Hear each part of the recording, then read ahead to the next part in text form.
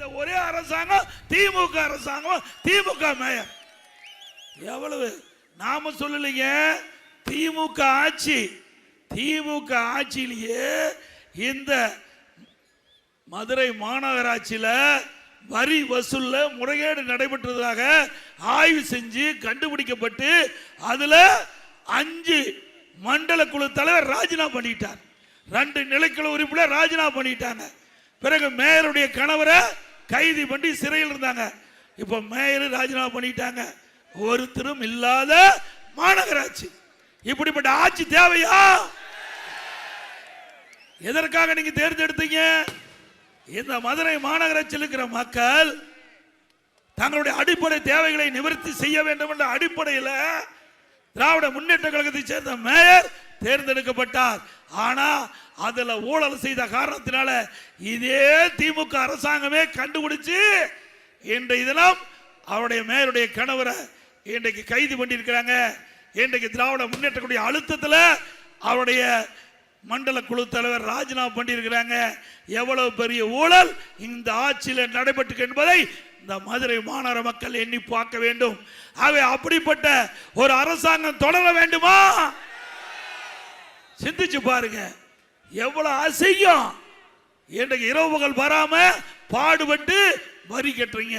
உங்களுடைய வரி பணத்தை சுரட்டுற அரசாங்கம் தேவையா? உங்களுடைய வரி பணத்தை அபகரிக்கின்ற அரசாங்கம் தேவையா? ஒவ்வொரு இந்த மாநகர மக்கள் வசிக்கின்ற ஒவ்வொருவரும் சிந்திக்க வேண்டிய நேரம். மதுரை மாநகராட்சி என்பது சென்னைக்கு அடுத்து பெரிய மாநகராட்சி. அப்படி இந்த மாநகராட்சியில் மக்கள் பல லட்சம் பேர் வசிக்கின்றீர்கள். அந்த பல லட்சம் பேர்களுக்கு இந்த மாநகராட்சியுடைய நிர்வாகம் தான் உங்களுக்கு தேவையான அடிப்படை வசதிகளை செய்து கொடுக்கக்கூடிய கடமை அதில் இருக்குது, அந்த மாநகராட்சி இருக்குது. அப்படிப்பட்ட மாநகராட்சியில் இப்படிப்பட்ட ஊழல் நடைபெற்றுக்குன்னா இந்த அரசாங்கம் எப்படிப்பட்ட அரசாங்கம் என்பதை நீங்கள் சற்று சிந்தித்து பார்க்க வேண்டும் என்று அன்போடு வாக்காளர் மக்களை இருகிற கூப்பி வேண்டி கேட்டுக்கிறேன். இங்குதான் இப்படின்னா இந்த துறை அமைச்சர் இருக்காரு பாத்தீங்களா, யாரு? திரு நேரு. அவருடைய துறையில நகர்ப்புற வளர்ச்சித்துறை, குடிநீர் வளங்கள் துறையில அதுல முறைகேடு நடைபெற்றதாக மத்தியில் இருக்கின்ற அமலாக்கத்துறை ஆதாரத்தோட கண்டுபிடிச்சு சம்பந்தப்பட்டவர்கள் மீது நடவடிக்கை எடுக்க வேண்டும் என்று சட்ட ஒழுங்கு டிஜிபிக்கு அறிக்கை அனுப்பிச்சாங்க. 3 முறை அறிக்கை அனுப்பிச்சாங்க, நடவடிக்கை எடுக்கல. அண்ணா திமுக சார்பா உயர் நீதிமன்றத்தில் வழக்கு தொடர்ந்தோம். வழக்கில் உயர் நீதிமன்ற நீதிபதி அமலாக்கத்துறை ஆதாரத்தோடு அரசுக்கு அனுப்பப்பட்டது, சட்ட ஒழுங்கு டிஜிபிக்கு அனுப்பப்பட்டது சரி, அவர் சம்பந்தப்பட்டவர் மீது வழக்கு பதிவு செய்ய வேண்டும் தீர்ப்பு கொடுத்த பிறகு வழக்கு பதிவு செய்யல. ஆக இப்படி ஊழல் செய்த அரசாங்கம் தேவையா? ஆக அண்ணா திமுக ஆட்சிக்கு வந்தவுடன் இந்த ஊழலில் ஈடுபட்டுகின்ற அனைவர் மீதும் சட்ட நீதியாக விசாரிக்கப்பட்டு அது அதில் தவறு இருக்கும் பட்சத்தில் நடவடிக்கை எடுக்கப்படும். நாம் ஒரு பக்கம் சொன்னோம், நம்முடைய கூட்டணி கட்சியினுடைய பாரத பிரதமர் நேற்றையே சொல்லிட்டார், படிச்சிட்டாரு. அவர் வாய் திறந்து சொல்ல மாட்டார், சொன்னா முடிஞ்சு போச்சு கதை. நேற்றையே சொல்லிட்டார், திமுக ஒரு ஊழல் அரசாங்கம், எல்லா மந்திரி ஊழல் செஞ்சிருக்கிறாங்க, அண்ணா திமுக ஆட்சிக்கு வரும், அப்ப ஆட்சிக்கு வரைக்கும் பொழுது நிறைய பேர் மீது வழக்கு தொடரப்படும்.